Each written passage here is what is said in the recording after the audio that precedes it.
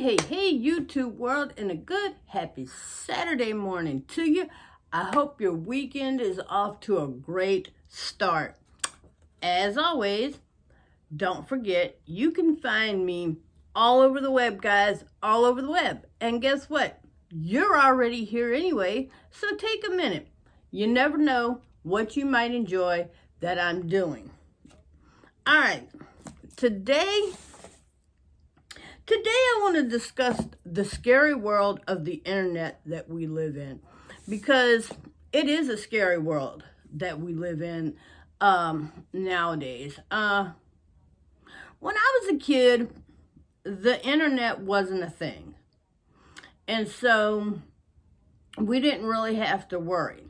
We weren't monitored on the computers when we were kids, because if you were a kid in the 70s and the 80s, then you know what I'm talking about. We used the Dewey Decimal System, we used cards at school to find books. We didn't get a chance. Couldn't . read them online, And so it wasn't a big concern. And even in my adulthood, as I got older into my 20s, when I first got married to my husband, when my kids were babies, if you had one computer in your house, you were doing good. If you had internet in your house, if you had cable, you were doing good. I mean, heck, when my husband met me, I didn't even have cable. I was lucky I had just got a VCR. Y'all remember those? So it's a whole different world that we live in now, and it's just a few years later. I mean, me and my husband haven't been married 20 years yet. We're going on 17 this year. So it's definitely a different world that we live in just a matter of what seems like a few seconds, really, but it's been just a few years. And the truth is, guys, it's a scary place for us as adults on the internet. And I've come across some creepy creepsters, to be honest with you. And I've made the announcement on my Instagram, and I think I've made it here, that I don't, for any reason, under any circumstances, private chat on any of my channels. Now, with that said, on Facebook, I do have Messenger, and of course, there are a few of my female friends, and I have verified they are females, that I do talk to, and these females I have actually video chatted with, so I know who I'm talking to. But other than that, I don't, because first off, I don't want to end up chatting with a guy who thinks I'm misleading him because I am a friendly person. I'm not flirting with you, dude. I am happily married with cats, kids, and bunnies. Or bunny. But, I had a guy try to flirt with me the other day and ask me, some weird shit. And at the end of the day, I told him, look, if you could afford me, I don't think you could afford my 12 kids. And he was like, 12 kids? I was like, yeah, me and my 12 kids. He was like, well, I gotta go. I bet you do gotta go, dude. Which I don't have 12 kids, but even if I did, it's just amazing to me, the power of the internet today. Because people will use internet to bully each other, to hurt each other, and I just don't get it. And to stalk each other. And here's the thing: if you've got kids, and I do, it is a very, very scary place for our kids. And I monitor my children for their own safety, and I know sometimes they think I'm nosy, and that's fine. I mean, their opinion of me keeping them safe doesn't really matter to me, guys. I have one that is 15, will be 16, and one that is 17. And yeah, he's 17, and I don't monitor the 17-year-old as much. Okay, yes, I do. He just doesn't know I do. But, you know, it's a scary place to navigate the internet world. And, you know, guys, when we were kids, the strangers and the kidnappers and the killers and the pedophiles and all these bad people were on the other side of our front door. And now they waltz right into our living rooms and to our kids' bedrooms and to our kitchens, and it's so scary, and it's so frightening for us as parents, because let me tell you, our innocent children don't have a clue, guys. They think these people are their friends. They think these people are amazing. They think these people are funny. They think they're great. And then all of our kids' glorified stupidity and innocence and friendliness and politeness, our kids will sit there out of sheer, just total innocence, will tell them their name, their age, their birthday. You know, and you've got to tell your kids. And even to this day, with my two that live at home, and you both know they're older teens, they're 15 and 17. And the one's about to be 16. I tell them at least twice a week. You know, don't give out personal information. And I got the shock of my life the other day, because my son came home from going to the gas station, and we live a block and a half from the gas station, and he comes home and he goes, "Mom, this guy stopped me and asked me how old I was and if I wanted to buy some weed." Now, thank God my son does not smoke weed, and he trusts me enough to come home and tell me these things. And you need that kind of relationship with your kids, guys. They have to be able to tell you things. And sometimes I overreact, and I hope I never lose that relationship with my son, that he can always tell me things. But he said the guy asked him how old he was, and he told him, and I was shocked, because he told me he didn't realize that telling the guy he was 15 was personal information. And, you know, it dawned on me that as much as I try to educate my kids, I think sometimes we don't explain things to them. Now, keep in mind that, you know, my kids are homeschooled, so they're not as versed in the world as, say, a child that would go to a public school. I'm sorry, guys. The coffee is so good this morning, and it's so cold out there. But anyway, my kids are very sheltered because they're homeschooled. And so he truly didn't understand that saying, "Hey, I'm 50." Now, he knows saying my address, my city, my state, you know, this, that. He knows that's personal information.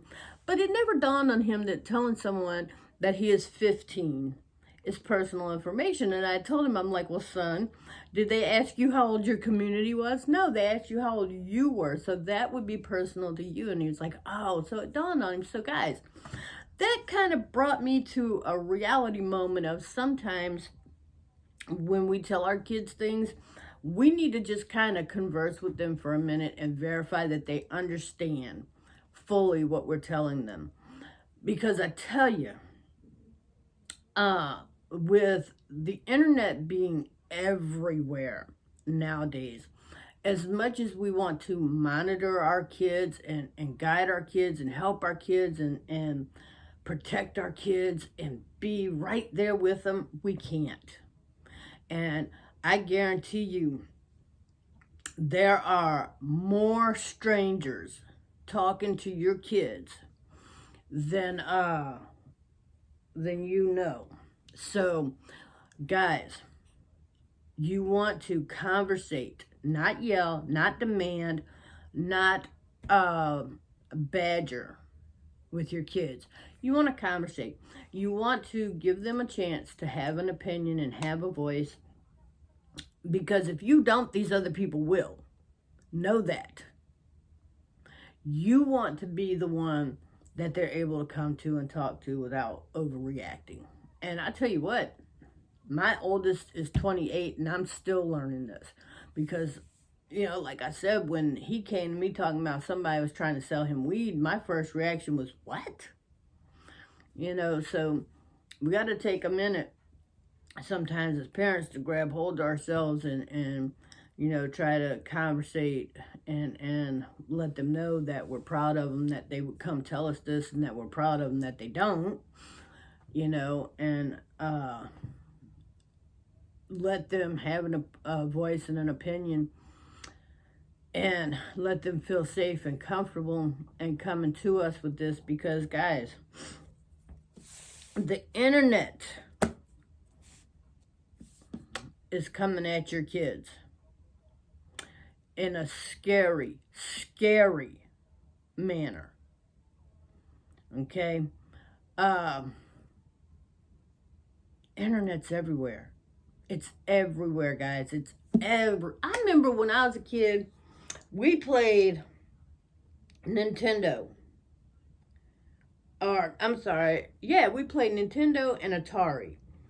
You plugged it into the TV and there it was, We didn't have to hook it up to Wi-Fi. It wasn't internet capable. I don't even know if I knew what a Wi-Fi was. I'm like, Medea, you asked me about some Wi-Fi, I'd be like, yeah, I could get you some waffles.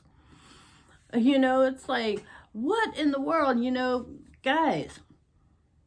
Nowadays, these kids are playing on Wii's, they're playing on PlayStations, they're playing on Nintendo 360, 380, 3 something. I don't even know. I don't even know. Okay? But everything hooks up to the internet nowadays. Guys, look. Check this out. I have a tablet in my front room. I have a tablet in my bedroom. I have a laptop sitting over here. A smart TV over there. My husband's desktop is over here. Both my sons have iPhones. Okay? Both my sons have smart TVs. Every damn thing that is going on today is a smart this. I have a Dot. Alexa. Thank you. You're welcome.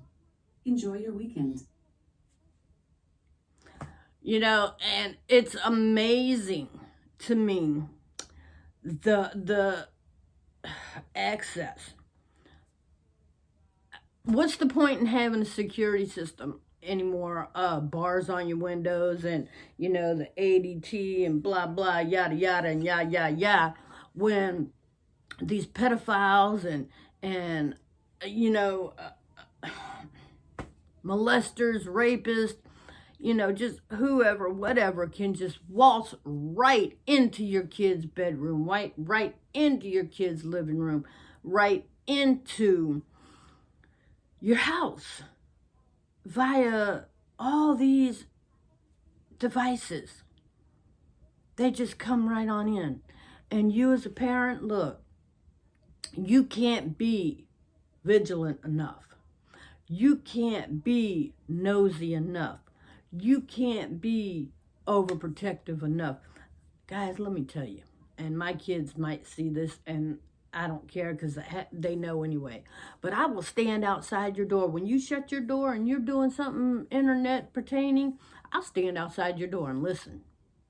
And if I don't like what I hear, or even if I do like what I hear, I'm subject to open your door and see. God bless my little 10-year-old grandson. I love that kid, man. He's just an awesome little pooplet, you know. Pooplet. But, you know, he never ceases to amaze me because he's got this thing for YouTube. And I don't think it's appropriate half the crap he tries to sneak and watch, like the annoying orange. Anybody, any adult who knows the internet, if you don't know what I'm talking about, go check that out, and then you'll know what I'm talking about. It's an orange with a human mouth on it, and I watched it long enough one time to figure out it's not something I want to watch because somebody had told me about it. And for some reason, my grandson came across it. You know, kids, let me tell you guys, and this is what I'm telling you, from the youngest to the oldest, monitor these kids because they are all over the web and they know how to navigate it better than you do. So anyway, right, I give him a phone that, one of my old iPhones when they were visiting for the holidays, and this little kid, I swear, he is a gosh dog genius on a flipping iPhone because he can get to more crap in 20 seconds than I could all day. But that's beside the point. He'll be sitting there watching something like this, and if I'll go stand by the door, and I can't, because I'm very hard of hearing, so I can't hear what's going on. So he'll be like watching, and he'll jump and hide it, and he gets that oh shit look on his face.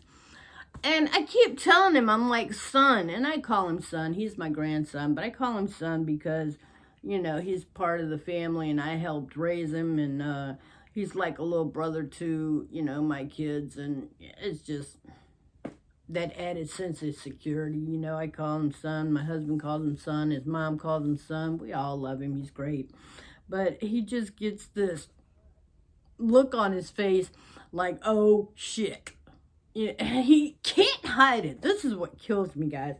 He can't hide the fact he was doing something wrong. But needless to say, he loves to find the most inappropriate for him things on the internet, and like annoying orange, not gonna happen. So I take his phone and I ground him. But you know, the point is, guys, you have got to monitor, and it doesn't get any better when they get any older, guys. You know, I had a conversation with my husband and with my oldest. I don't care that I don't condone it, and I don't want to catch you, but my son watching porn once in a while, he's 17, I don't want to know about it, and I'm not gonna, if I catch you, I'm gonna say something. But to me, that's normal 17-year-old boy behavior.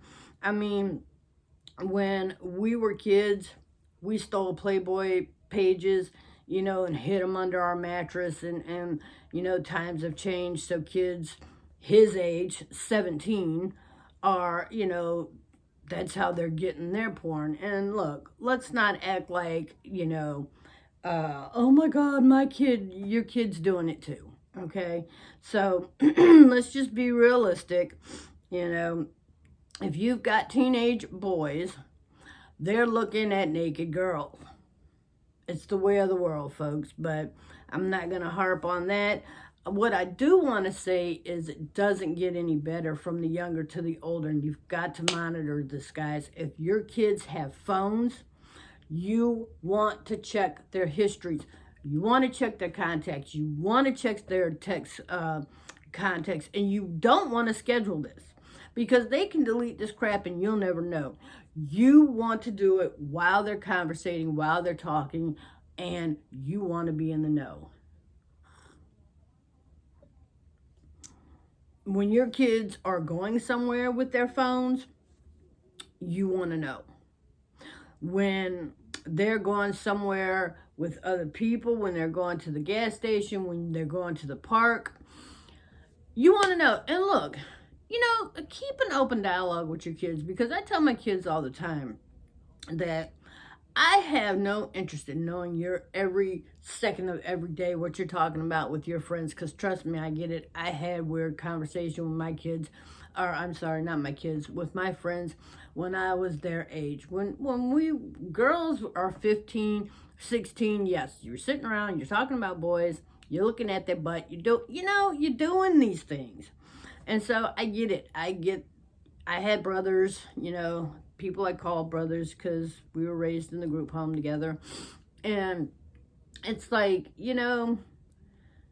I get the things that young people do. However, I'm not interested in knowing their conversation. I'm interested in knowing their whereabouts, because like I tell my son, if I have an emergency at home and I got to swing by the park to pick you up on my way to the hospital, or on my way to out of town, or on my way to wherever, and I go to the park and you're not there, that presents a problem. Because if I'm in a hurry to get to the hospital and you're not there, do I leave you because I'm on my way to the hospital because it's a life-threatening situation? Or do I take the time to look for you? So I need to know where you're at, because if I have a situation at home, I need to be able to pick you up. If you have a situation where you are, I need to know where to find you. If you come up missing, I need to know the exact location of where you were last at, because that's going to give me and the police a starting point on where to look for you. And these are real world things. These are not, I'm just trying to be in your business and I don't want you to have any fun. Go to the park. That's all I need to know, is that you're at the park. As long as you're not doing anything wrong, illegal, bad, I don't need to know what you're doing. I don't need to know that you and your friends are sitting there looking at girls' behinds, or whatever it is you and your best guy friend do. I don't need to know. I don't need to know your interaction. I just need to know where you are, so I know you're safe, and so I know where to find you. Because like I said in the beginning, it's a scary world we live in. And the truth is, that's part of living in our scary world. So, and it's not just out there. It's not just out there anymore. It is scary as all get up, So I need to know not only when you're out there, but I need to know when you're in here, what's going on, and if you're okay, and things of that nature, because they're waltzing right into your house, guys. They're waltzing right into your house, and your kids are innocently, unknowingly inviting these people in. So you need to monitor that. I don't care if they're on these so-called kid sites. That's where the pedophiles will be. That's where the kidnappers would be. And I know when my kids were growing up, they had some kind of, and I don't know if it's still out there, it was something penguin site, and it was supposed to be a kid-friendly site. And I thought, yeah, I bet. And it scared the hell out of me, because my stepson, who didn't live with us, he lived with his grandmother, and he would come see us on the weekend. And I felt so bad, because she didn't know any better. And I used to tell him he wasn't allowed to go on that site from my house. And my kids were not allowed ever to go on that site, because it was supposed to be a site for 9 to 13-year-olds. Sure. And I don't remember the exact name of it. It was something penguin, and it was supposed to be kids only room. And I thought, oh my God, that was my first thought. And he didn't think nothing of it. And if I remember right, at the time, he was like 10, 11, and I was so scared for him. I told my husband to let his grandmother know that he was doing this, but these so-called kid-friendly sites,